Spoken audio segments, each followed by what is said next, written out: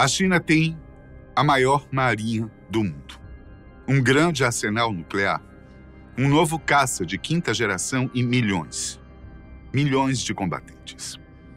Essas características tornam as forças militares chinesas uma das mais poderosas de todo o globo. Apesar de, estatisticamente, igualar-se com qualquer exército no mundo, as forças chinesas já demonstraram graves falhas. A única grande batalha que travou nas últimas 2 décadas, por exemplo, terminou em humilhação para o país asiático. De acordo com o site global Firepower, que ranqueia as forças militares de diversos países no globo, a China só perde para a Rússia e os Estados Unidos nesse quesito. Ou seja, a crítica do site enxerga o país como o terceiro mais poderoso do mundo caso aconteça um conflito em escala global. A pontuação dada pelo Global Firepower foi de 0,0706. Algo bem próximo da nota máxima, que seria o próprio zero. Se você investigar os números das forças, perceberá por que uma nota tão boa foi dada. A China tem mais de 2 milhões de militares na ativa e outros 500 mil na reserva. Além disso, conta com 625 mil grupos paramilitares. O país tem mais de 3 mil aeronaves, com quase 2.500 delas em um estado pronto para o combate. Trata-se da terceira maior força aérea do globo. O contingente de pilotos conta com 1.207 pessoas, o que torna a China o segundo país com mais pilotos militares do mundo. Mas e as forças extraterrestres? Por mais que pareçam absurdas, Xi Jinping tem cerca de 175 mil veículos militares em suas mãos. Dentre eles, 5 mil tanques, 3.200 sistemas de lançamento múltiplos de foguete. Do mar, 730 veículos marinhos. A Marinha tem 61 submarinos, 72 corvetas, uma espécie de pequeno navio de guerra, 49 destroyers e 150 embarcações de patrulha. O acúmulo de tantos equipamentos gera um poderio bélico invejável que, obviamente, não é nem um pouco barato de se manter. A estimativa é que os chineses gastem 304 bilhões de dólares no ano de 2024 no setor de defesa. Com investimentos cada vez maiores na área, é de se esperar que Xi Jinping seja imbatível em conflitos. No entanto, nem sempre foi assim para a milenar nação. O Exército de Libertação Popular, o braço armado do Partido Comunista Chinês, tornou-se poderoso recentemente. A vontade e o investimento para uma modernização do combate do exército iniciou-se nos anos 90. Quando o início deste século chegou, a China passou a investir mais a cada ano em suas forças. O crescimento do orçamento chegou a ser de 10% ao ano. Desde 2016 diminuiu para metade. Mesmo assim, é um crescimento bastante invejável no investimento. O motivo talvez seja o histórico século da humilhação. Nos 100 anos seguintes, após 1839, a China sofreu duras perdas em batalhas. Seu domínio na Ásia Oriental diminuiu consideravelmente ao se deparar com investidas de países europeus. Dessa forma, o império, outrora enorme, sucumbiu em diversos territórios. Primeiramente, o país sofreu uma dura derrota para a Inglaterra durante a Guerra do Ópio. O conflito durou 19 anos e culminou com territórios sendo cedidos a adversários. Outros países aproveitaram a situação para galgar outros terrenos. O Camboja, por exemplo, foi tomado pela França em 1863. 16 anos depois, o Japão conquistou as ilhas Ryukyu. Já em 1882, foi a vez da China perder o Vietnã para, novamente, a França. Nos anos seguintes, territórios como Laos e Burma também foram perdidos. Caso não saiba, a Coreia e Taiwan também pertenciam ao grande Império Chinês. Bom, até os anos de 1895 e 1896. A Terra do Sol Nascente também reivindicaria o terreno da Manchúria um pouco mais tarde, já nos anos 30. E como se tudo isso não bastasse, a Mongólia e o Tibete declararam independência e se afastaram do domínio chinês. Assim estava completo o terrível século da humilhação. Terrível, é claro, se você olhar pelo ponto de vista dos chineses. O desejo de superação e até mesmo de vingança, vindos dessa era, moldou um pouco as ideias de Mao Tse-tung e sua posterior Revolução Chinesa. O objetivo era manter a nação estável e soberana sobre seus territórios. O líder comunista buscava transformar seu país em um local comunista que, além de suportar bem o próprio povo, fosse forte o suficiente para ajudar outros países que lutassem contra o colonialismo, principalmente nações africanas. O país atualmente já se encontra longe do status comunista desejado por Mao Tse-tung. A China se desenvolveu economicamente através de um nacionalismo cultural que preza muito pela economia do país. E junto com esse desenvolvimento, o país recebeu mais investimento em suas forças militares. O status de potência bélica é bastante desejado pelos chineses, já que atingir um lugar de hegemonia mundial é sonho do Partido Comunista Chinês. Porém, se investigarmos um acontecimento do ano de 2015, nós vamos perceber que há um certo vacilo nessa formidável força bélica da nação oriental. Xi Jinping ofereceu em 2015 8.000 militares para servirem às missões de pacificação oferecidas pelas Nações Unidas ao redor do globo. O número, no entanto, talvez tenha sido um pouco exagerado. Até 2020, apenas 2.500 militares chineses foram implementados. Mesmo assim, o número é bastante impressionante, se comparado com os soldados cedidos por outros países. Além disso, a China também é uma das nações que mais ajudam, financeiramente falando, por trás das missões de pacificação das Nações Unidas. Só no ano de 2020 foram 6 bilhões de dólares gastos na causa. As ações são tentativas de Pequim de apagar por completo o século da humilhação.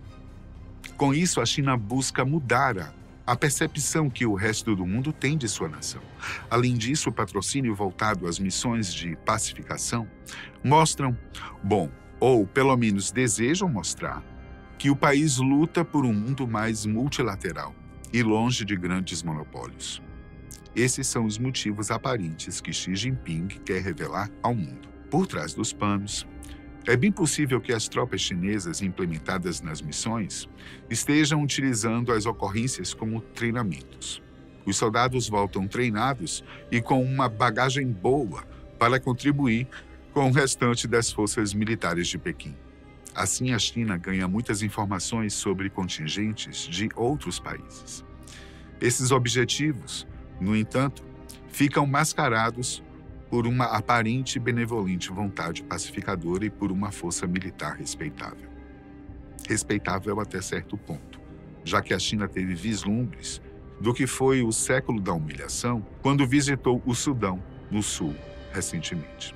No dia 3 de dezembro de 2015, a China moveu um batalhão de 700 combatentes para o país africano, para ajudar uma missão de pacificação das Nações Unidas. Foi a primeira vez que Pequim fez algo do tipo, já que as ajudas anteriores se envolviam mais com ações de segurança do que de combate propriamente. Os capacetes azuis chineses, ou seja, os soldados pacificadores da ONU, foram colocados próximos a gasodutos e depósitos de petróleo. Por alguns meses, tudo seguia como planejado e a China mantinha sua boa aparência de pacificadora frente aos demais países. E, de quebra, seus soldados conferiam alguns dos investimentos da nação.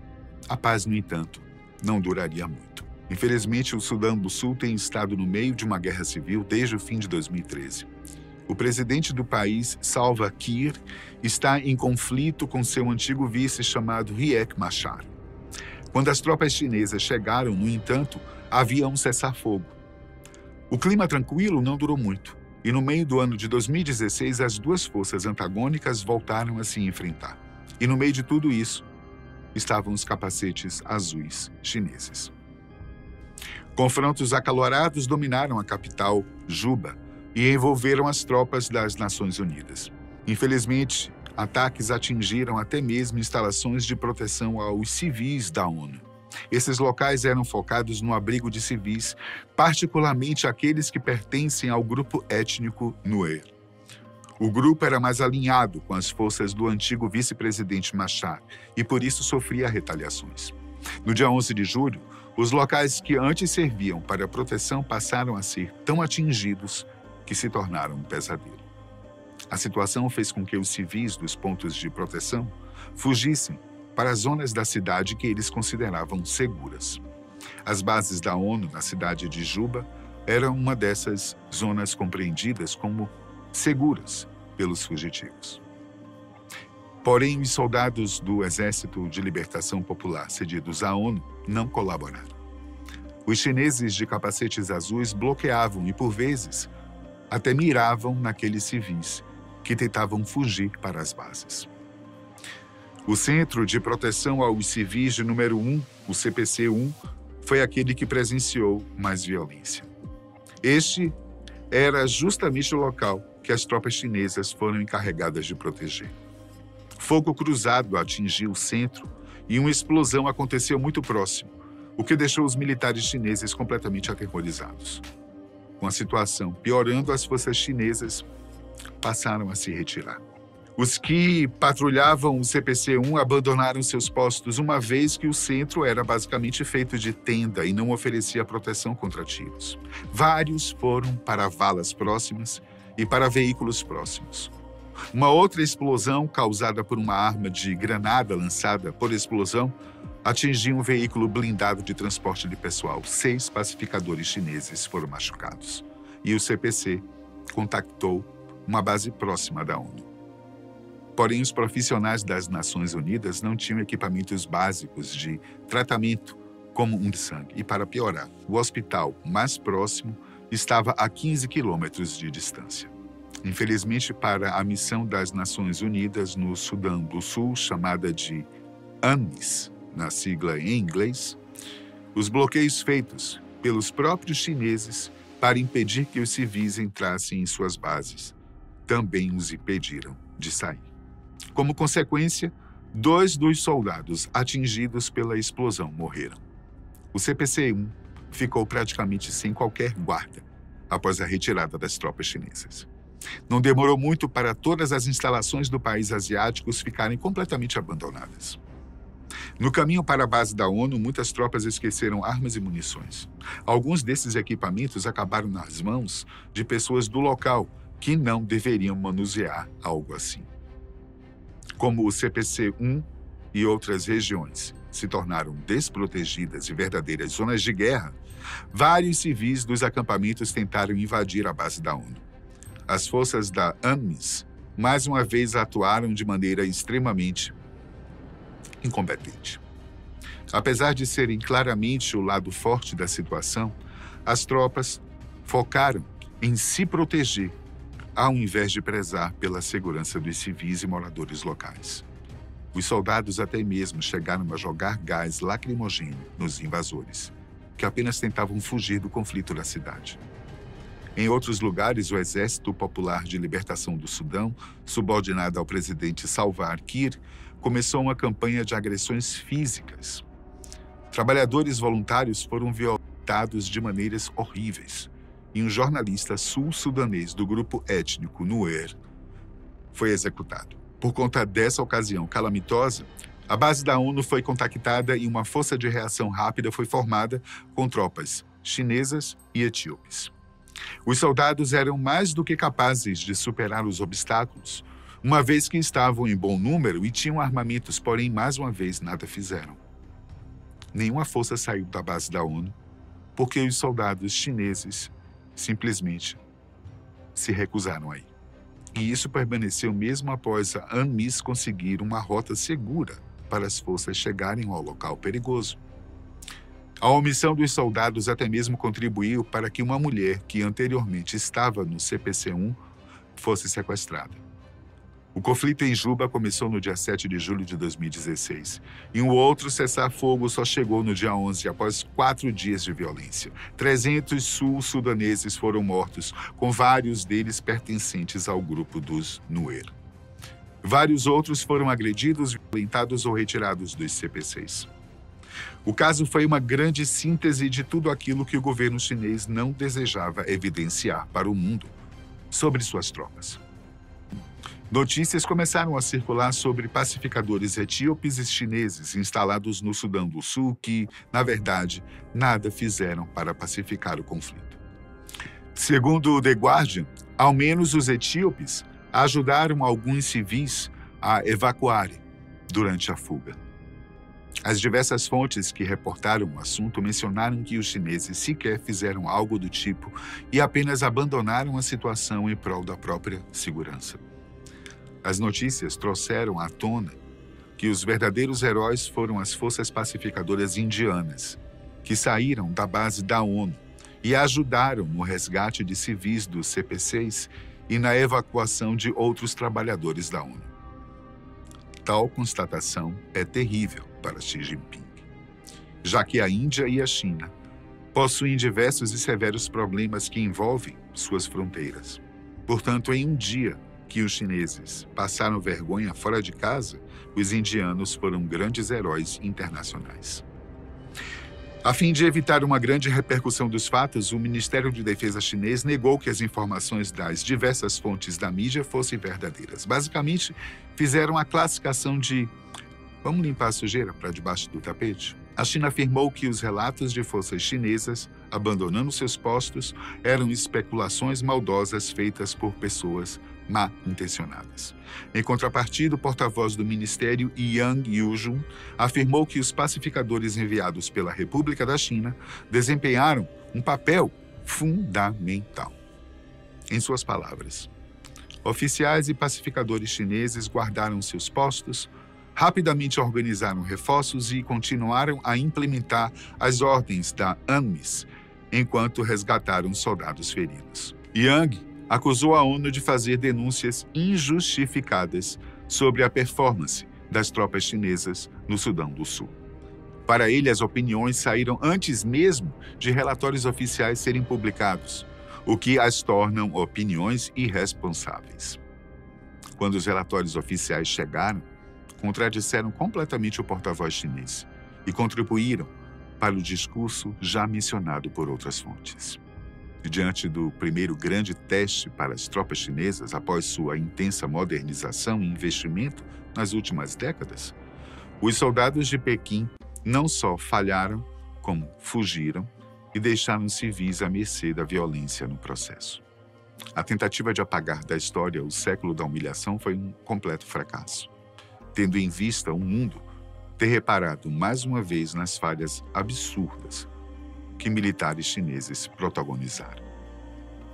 Ainda assim, os anos posteriores a 2016 trouxeram mais investimentos para os combatentes de Xi Jinping. O discurso sobre serem uma potência bélica também não diminuiu, apesar de ter cada vez menos casos que comprovem a eficiência de suas forças. Os adversários no Sudão do Sul não eram inimigos extremamente poderosos. O país é o mais jovem do mundo e seu exército foi recentemente estatizado pelo presidente. O Exército de Libertação Popular de Kir, ainda por cima, tem muitos problemas. O investimento e tecnologia não são o forte dessas tropas, que precisam lidar com uma guerra civil dentro do próprio país. Se os chineses fugiram contra adversários assim, é de se imaginar que não tenham muita chance caso enfrentem países poderosos. No caso de conflitos com Estados Unidos ou Rússia, os dois gigantes armamentistas, a propensão é que não exista chance para os chineses. Xi Jinping, no entanto, não cansa de reestruturar suas forças com foco em uma estabilidade. Semana passada, o líder chinês Xi Jinping desmantelou a Força de Apoio Estratégico, um ramo militar que criou em 2015 para executar as funções de guerra espacial, cibernética, eletrônica psicológica do Exército de Libertação Popular como parte de uma revisão abrangente das Forças Armadas. Em seu lugar, Xi inaugurou a Força de Apoio à Informação, que ele disse ser um novo braço estratégico do ELP e um suporte fundamental para o desenvolvimento coordenado e a aplicação do sistema de informação em rede. A nova força desempenharia um papel importante para ajudar os militares chineses a lutar e vencer na guerra moderna, disse o presidente do país em cerimônia na sexta-feira. Sob a nova estrutura, o ELP agora consiste em 4 forças: Exército, Marinha, Força Aérea e a Força de Foguetes, além de 4 braços. As 3 unidades desmembradas da SSF e da Força Conjunta de Apoio Logístico, de acordo com o porta-voz do Ministério, Wu Tia. Especialistas nas Forças Armadas chinesas dizem que a reorganização aumenta o controle direto de Xi sobre as capacidades estratégicas do ELP e sublinha as ambições da China em dominar melhor a IA e outras novas tecnologias, para se preparar para o que eles chamam de guerra inteligente do futuro. Em resumo, a China segue seu caminho rumo ao poderio supremo bélico, algo que as grandes potências parecem desejar desde sempre. Em nosso mundo, parece que aquele que tem a maior arma sempre é o mais ouvido. Vamos mudar isso, né? Quem aguenta? Até a próxima.